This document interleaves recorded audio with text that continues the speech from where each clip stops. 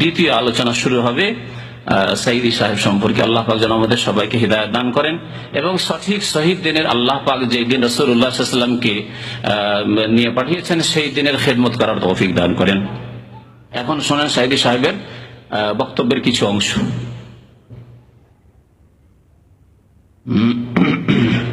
হযরত ফাতেমা ইন্তেকাল করলেন রাতে।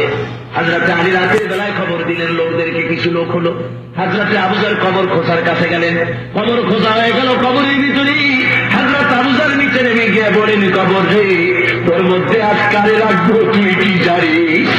এই কবর তোর ভিতরে আজকে যারা রাখবো, তিনি হলেন বেহেশতের সরদারিনী, বেহেশতের সমস্ত নারীদের সরদারিনী, খাতুনে জান্নাত মা ফাতেমা। খবরদার কবর ফাতেমার সঙ্গে বেয়াদবি করবি না। কবরের থেকে কোন আওয়াজ নাই। আবার হযরত আবু যর বলেন, কবরের শোন, তোর ভিতরে যারা রাখবো তিনি হলেন সাইয়্যিদ আসবাব আহলিল জান্নাহ, বেহেশতের জওয়ানদের সরদার হযরত ইমাম হাসান হোসেনের মারে রাখবো। খবরদার বেয়াদবি করবি না, কোনো আওয়াজ নাই, কোনো খবর নাই। তারপরে হযরত আবু যর আবার বলেন, কবর রে শোন, তোর মধ্যে যারা রাখবো তিনি হলেন আসাদুল্লাহিল গালিব, দুনিয়ার কাফিরদের জন্য বাদ বানিয়ে আল্লাহ যারে পাঠাইছেন সেই আলীর স্ত্রী। খবরদার বেয়াদবি করবি না। কোনো জবাব আসে না। এইবার হযরত আবু যর আরেকজন চিৎকার দিয়ে বললেন, কবরের মাটি তোর ভিতরে কারে রাখবো জানিস? তিনি হলেন আখেরি জামানার পয়গম্বর নবী মুহাম্মদুর রাসূলুল্লাহ সাল্লাল্লাহু আলাইহি ওয়াসাল্লামের কলিজার টুকরা নয়নের পুতুলি মা ফাতেমার তোর ভিতরে রেখে দেবো। খবরদার বেয়াদবি করবি না। কবরের ভিতর থেকে আওয়াজ এসে গেল মানুষের মতো করে। কবর ডাক দেয়া বলে, আবু যর, আমি ফাতেমা চিনি না, খাতুনে জান্নাত চিনি না, হাসান হোসেনের মা চিনি না, আসাদুল্লাহিল গালিব আলীর স্ত্রী চিনি না, আল্লাহ নবী মুহাম্মদ রাসূলুল্লাহর মেয়ে ফাতেমারে চিনি না।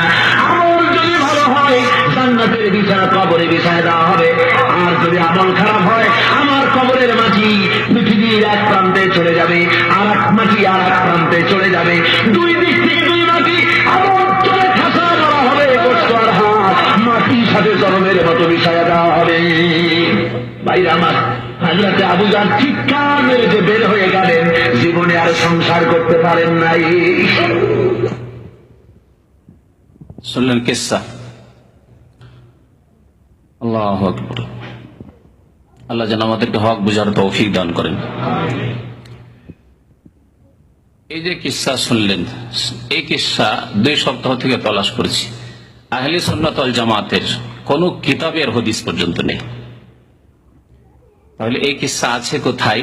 শিয়া রাফেজিদের কিতাব আছে। এই জাল কথা।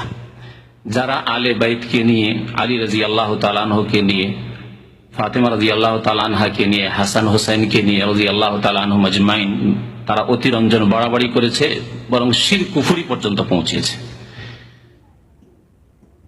তাদের মতে, রাফেজি শিয়াদের মতে, ইরানপন্থীদের মতে, ইসনা আশারিয়া যারা 12টি মাসুম নিষ্পাপ ইমামে বিশ্বাসী, তারা নিষ্পাপ 12 জন ইমাম। তারা নবী নন, রাসূল নন, কিন্তু নিষ্পাপ, মাসুম। বরং তাদের মধ্যে প্রভুত্ব, রুবুবিয়ত, উলুহিয়াতের ক্ষমতা আছে। তাদের প্রথম আলী রাদিয়াল্লাহু তাআলা আনহু তাদের কুফরি শিরকের ধারণায়। আর দ্বাদশ ইমাম এখনো কোথাও লুকিয়ে আছে, বের হবে। যখন বের হবে সারা পৃথিবীতে তাদের বাতিল মতবাদের রাজত্ব প্রতিষ্ঠা হবে, তাদের ভ্রান্ত ধারণায়। আল্লাহ কোনদিন এইরকম বাতিলকে প্রতিষ্ঠিত করবেন না ইনশাআল্লাহ তাআলা। তাদের ধারণায় সাহাবায়ে কেরাম 1,24,000 সংখ্যায় সবাই কাফের হয়ে গিয়েছিলেন 5 জন ছাড়া। 5 জন ছাড়া।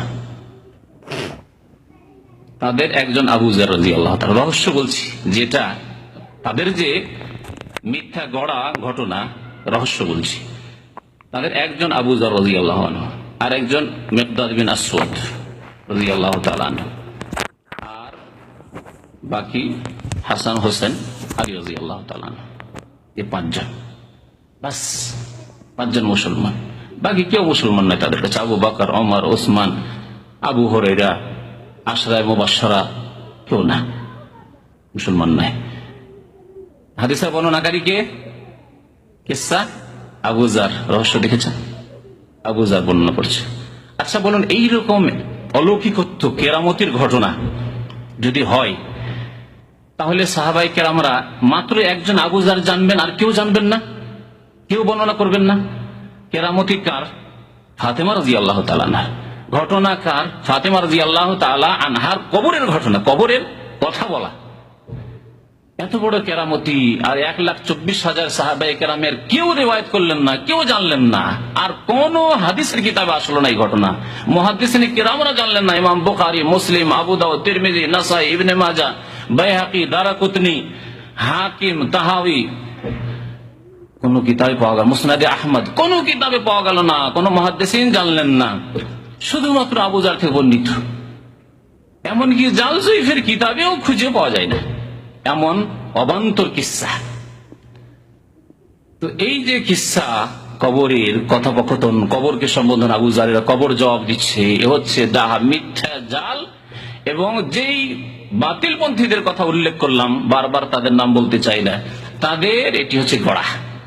নবী করিম সাল্লাল্লাহু আলাইহি সাল্লাম তার প্রিয়তমা মেয়ে সম্পর্কে, মান কাযাবা আলাইয়া মুতাআম্মিদান ফালিয়াতাবাওয়া মাকআদাহু মিনান নার, যেই ব্যক্তি আমার সম্পর্কে দিনের ব্যাপারে মিথ্যা কথা গড়বে, সেই ব্যক্তি তার স্থান জাহান্নামে তৈরি করে নিল।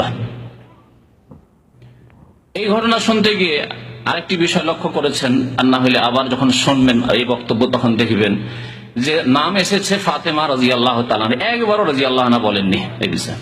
নাম এসেছে আবু যার রাদিয়াল্লাহু আনহু বলেননি, নাম এসেছে আরো আলী রাদিয়াল্লাহু তাআলা আনহু, কখনো বলেননি রাদিয়াল্লাহু, একবারও বলেননি। নাম এসেছে রাসূলুল্লাহ রাসূলুল্লাহ বলছেন, বা নবীজি বলছেন, সাল্লাল্লাহু আলাইহি ওয়াসাল্লাম বলছেন। অথচ আল্লাহ পাক কোরআনে কারিমে সাহাবায়ে কেরামের কথা উল্লেখ করার পরে বলছেন, ওয়াস-সাবিকুনাল আউয়ালিনা মিনাল মুহাজিরিনা ওয়াল আনসার ওয়াল্লাযিনা ইত্তাবাউহুম বিইহসানিন রাদিয়াল্লাহু আনহুম ওয়া রাদু আনহু, আল্লাহ পাক স্বয়ং বলছেন সূরা তাওবায়। তো এই বিষয়টি তো ছিলই, এর চাইতে বড় বিষয় যেটি, সেটি হচ্ছে যে এটি একটি জালান্তর ঘটনা, কোনো তাহকিক নেই, রিসার্চ নেই, রেফারেন্স নেই। আমার বক্তব্য আশা করি তার কাছে যাবে, তাদের ভক্তদের কাছে যাবে। তাদেরকে বলছি, যদি তারা কোনো রেফারেন্স খুঁজে পান যে কোন কিতাবে আছে, তাহলে আমাকে জানিয়ে দিবেন। আমার টেলিফোন নম্বর আছে, আমার অফিসের নম্বর আছে আমাদের এই প্রচার মাধ্যমগুলিতে, অথবা যেইভাবে হোক, চিঠি পত্রের মাধ্যমে হোক, কোন ব্যক্তির মাধ্যমে হোক, যেভাবে হোক পৌঁছে দিবেন। আর আশা করি ইনশাআল্লাহ তাআলা এই জাল কথা ছাড়া তাদের কাছে সহি সাব্যস্ত হবে না। আল্লাহ পাক যেন তাদেরকে বোঝার তৌফিক দান করেন এবং সবাইকে হিদায়াত দান করেন।